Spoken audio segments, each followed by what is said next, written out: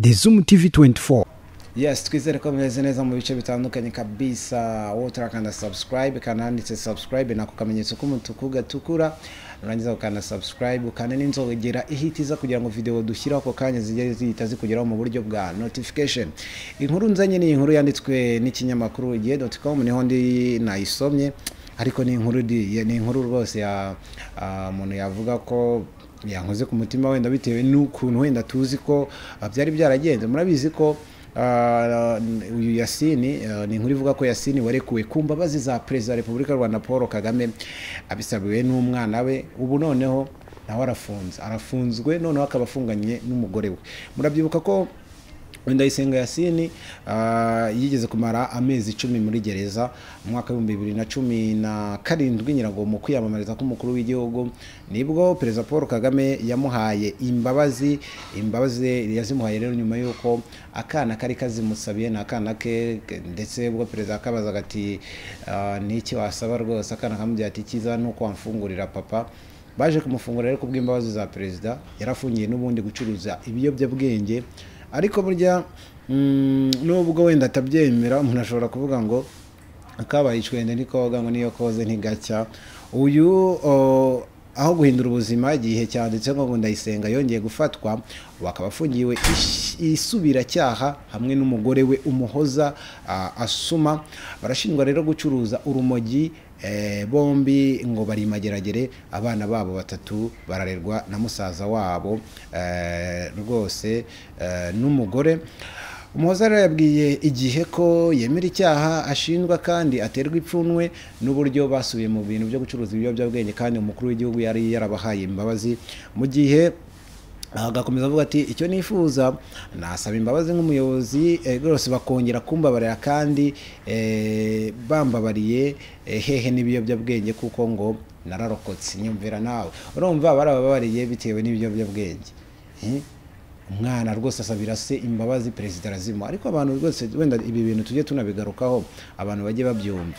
Urumva niba umuntu yaguhaye imbabazi nk'umukuru w'igihugu, wenda umuntu yavuga ngo gucikwa bibaho, ariko se nanone umuntu bagufunguriye gucuruza urumogi, umwana wawe mutoya w'ikibonda gusabira imbabazi bagukuyemo, none ujyanyemo n'umugore wawe, mwese mugiye gucuruza urumogi. Gusa ku ruhande rw'umugabo, umugabo rwose Ndayisenga we ntiyemera ngo icyaha, avuga ko yatawe muri yombi kubera ishyari yagiriwe. Yagize ati icyo navuga ni ishyari kuko nta kintu bamfatanye uretse akabure baje bagaseseka munsi y'urugi kugira ngo fatwe. Ibi ni amagambo ye, nta wabihagarara kuko aravuga ati ngiye abantu bangiriye ishyamba cyangwa se bangiriye ishyari, bafata akabure buriya ku bantu banywa urumogi nyine utuntu nyine tw'urumogi, bagaseseka munsi y'urugi kugira ngo afatwe.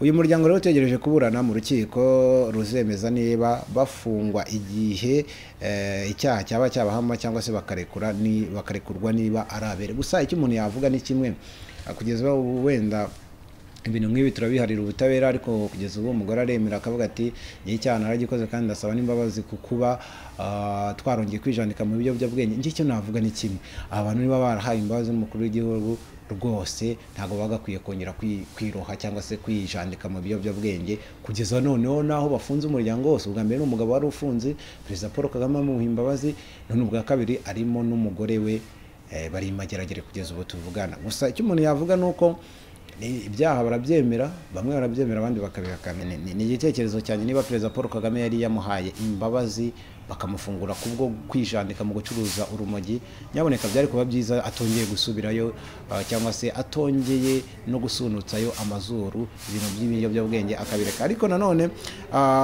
kugeza ubu haracyarimo ikintu umuntu yavuga ko kiri nk'urujijo gatoya. Umugore warabyemera, umugabo we akabihakana.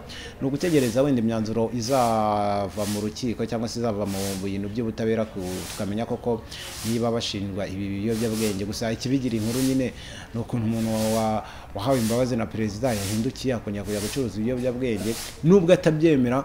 Kugeza ubu umuntu yavuga ko rwose byaba bitewe ipfunwe guhabwa imbabazi na Perezida, yakubwira ngo ntuzongere gucuruza ibiyobyabwenge. Murabyibuka rwose ko bamuhaye imbabazi, ariko nk'uko mubona umugore we Umuhoza Asuma yambaye, nawe ari we wagiye gusanganira umugabo we, nawe noneho yambaye iroza ari mageragere.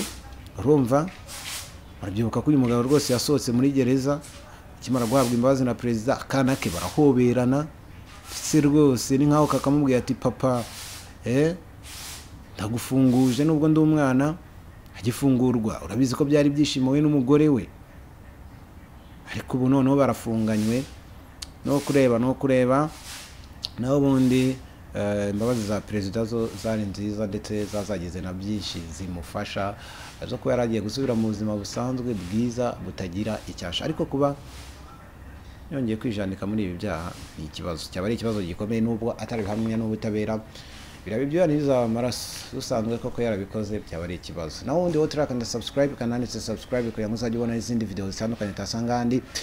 My name is Didas the Zoom TV 24 cut. Nawe utarakanda subscribe kanda ku kamenyetso k'umutuku kanditseho subscribe kugira ngo uzajye ubona n'izindi video zitandukanye tasanga handi. Turabakunda.